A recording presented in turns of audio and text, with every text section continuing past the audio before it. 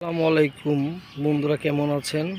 আশা করি সবাই ভালো আছেন। তো আপনাদেরকে আজকে আমি দেখাবো হাঁসের খামার, কিভাবে হাঁস এখানে লালন পালন করতেছে এবং ডিম পাড়তেছে। আপনাদেরকে দেখাবো ঘুরে ফিরে সবটি। আমি আর অল্প একটু মাসের সময় তা আমি হাঁসের খামারে এসে গেছি।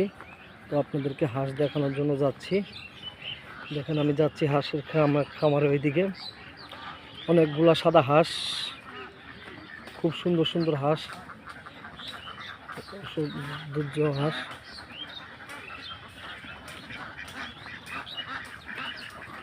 এখানে কি সুন্দর, হ্যাঁ দেখেন কি সুন্দর সুন্দর হাঁস।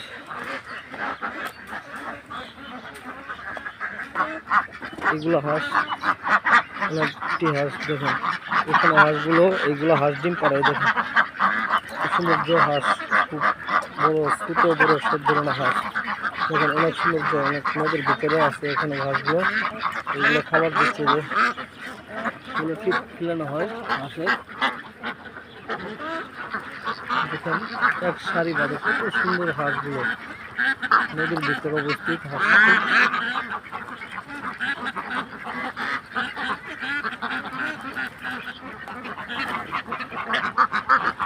এখানে অনেকদিন যাবত এইগুলো হাঁস লালন পালন করতেছে।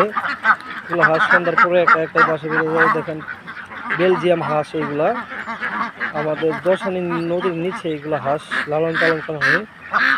যদি কারো প্রয়োজন হয় ডিম নিতে, এখানে এসে যোগাযোগ করতে পারবেন। এখানে সবগুলো সাদা হাঁস।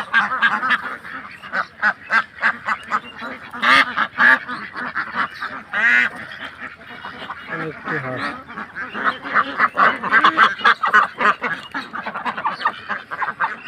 দেখেন হাঁসগুলো দেখে কি সৌন্দর্য, অনেক সুন্দর সুন্দর হাঁস।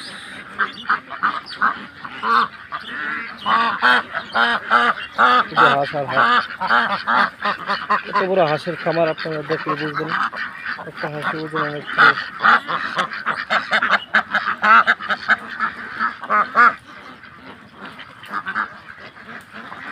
এই দেখেন আর একটা হাঁস।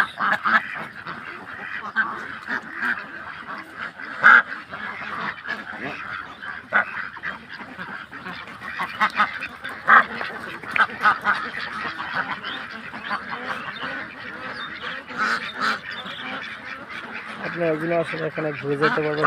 হাঁসগুলো অনেক সুন্দর হাঁস, অনেকটি হাঁস যা বলার বাইরে। এগুলো হাঁস বেলজিয়াম, শুধু হাঁস আর হাঁস। এখানে চারদিকে হাঁস আর হাঁস। তো এই খামারটি আমাদের বকশিগঞ্জ থেকে একটুটা দূরে খামারটি উপস্থিত। এখানে শুধু হাঁস লালন পালন করা হয়। শুধু হাঁস আর হাঁস চতুর্মুখী।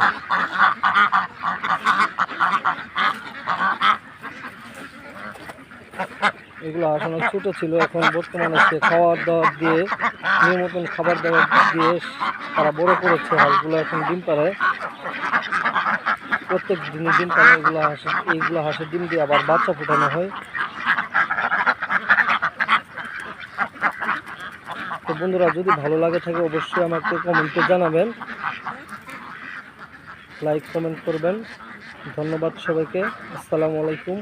আজকে এইটুকু পর্যন্ত ভিডিও আপনাদের জন্য উপহার দিলাম। যদি ভিডিওটা ভালো লাগে অবশ্যই বলবেন, তাহলে আরও ভিডিও দেওয়ার চেষ্টা করব। ধন্যবাদ।